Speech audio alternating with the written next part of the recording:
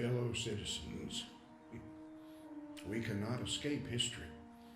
We will be remembered in spite of ourselves.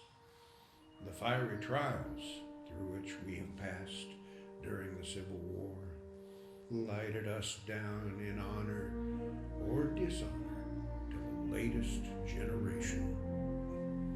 So we bring you the stories of the people, the places, the events, and the effects of the American Civil War.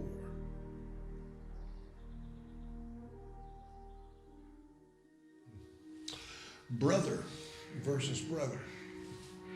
That was a slogan that was first used in the border states during the Civil War.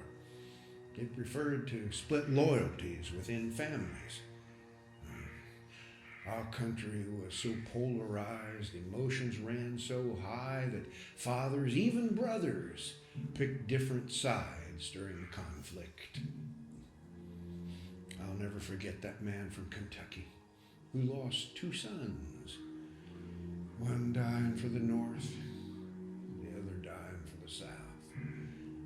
He inscribed on their tombstones, "God only knows which one was right."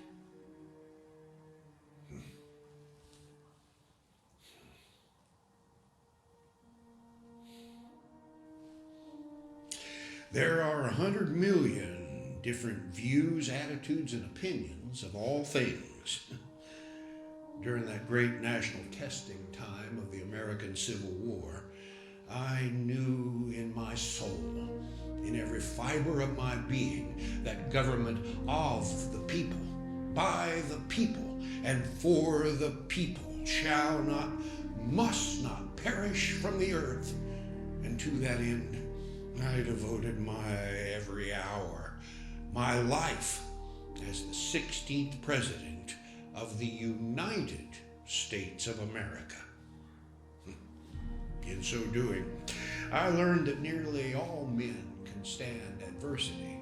But if you want to test a man's character, give him power. I realized early on that I knew very little about the running of a country. But I did know that it is better to remain silent and be thought a fool, rather than speak out and remove all doubt. So I asked questions, I watched, I listened, and oh, I learned. Now, if you ask me for the virtues found in the best of men, I'd say I believe in the great laws of truth.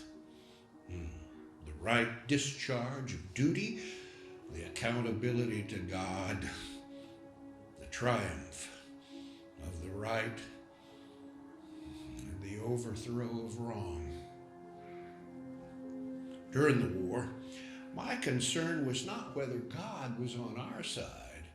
My concern was to be on God's side.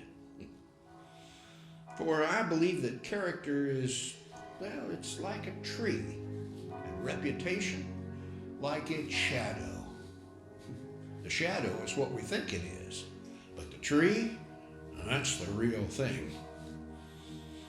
I will go away from here a better man for having learned here what a poor sort of man I am.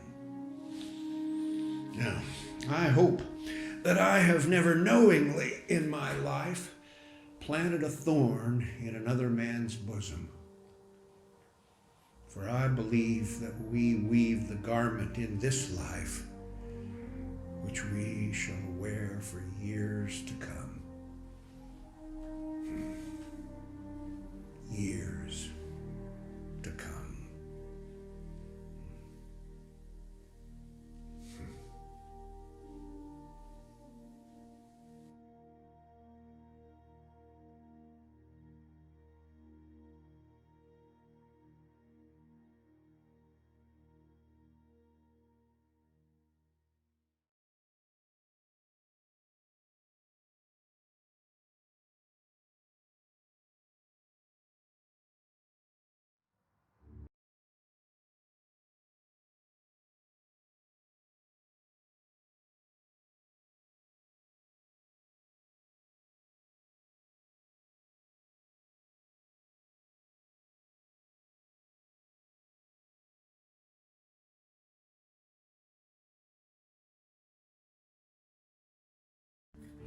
If you ask me, he looks more of a scarecrow than a politician, evermore with his unsightly whiskers of late. Bunch of doggone backsliders, all them politicians. Came across the wire yesterday. Jefferson Davis was elected president of the Confederate States. Oh, I fear he is walking into a hornet's nest.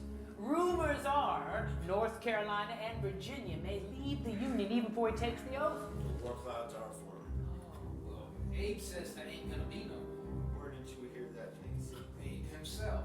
You know the man who said it. Well, I mean, I've met him in passing, yes. Been headed towards war ever since Dred Scott.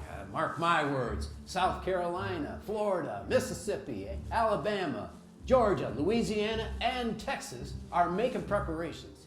And with all due respect to our distinguished Mr. Lincoln, I'm not convinced he has the fortitude to see us through what's coming. Now, Buchanan and Lincoln have already refused to recognize the Confederacy. I assure you, that will not deter them.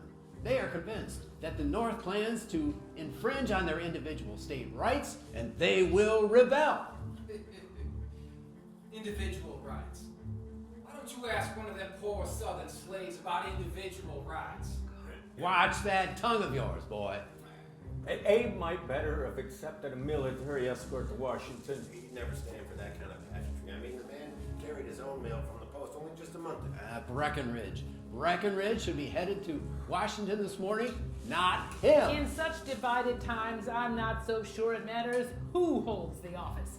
However, I do know Abe to be a good man, and we should see him on his way.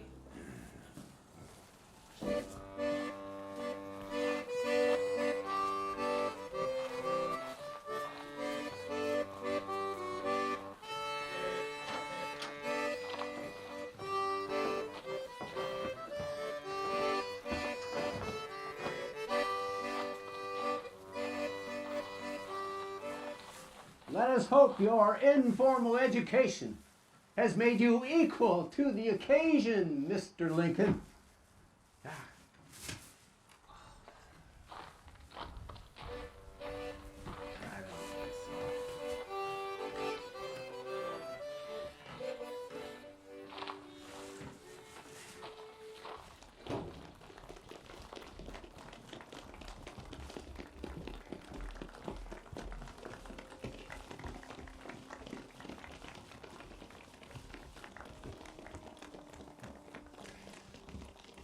My friends, no one not in my situation can appreciate my feeling of sadness at this departing.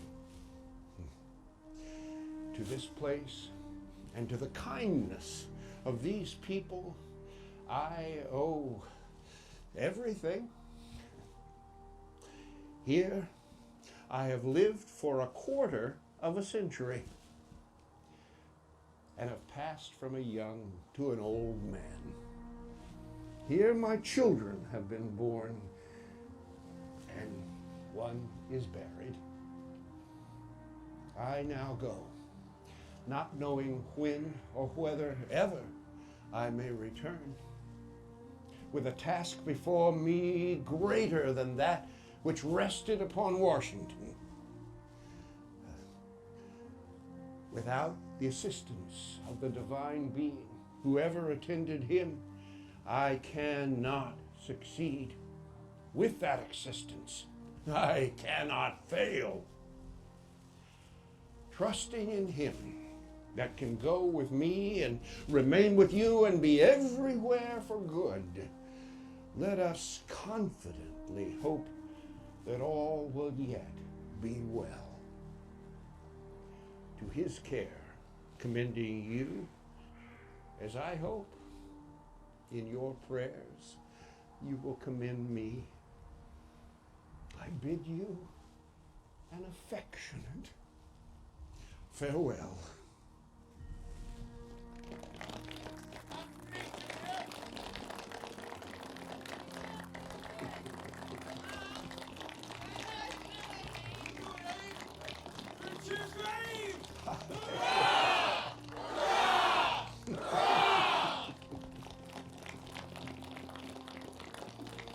Thank you, my friends. Thank you.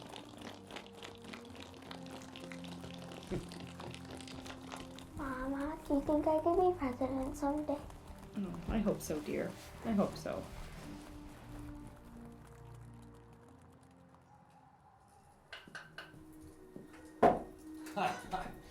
Old John Brown would not believe his eyes if he were alive today. Do you really believe he will free the slaves? Yes. But if fear may cost him his life. Jonas, how dare you speak such thoughts aloud? Where he's heading ain't no place for no greenhorn. Men have evil ways, Martha. I know our Abe is destined for great things. Surely he is.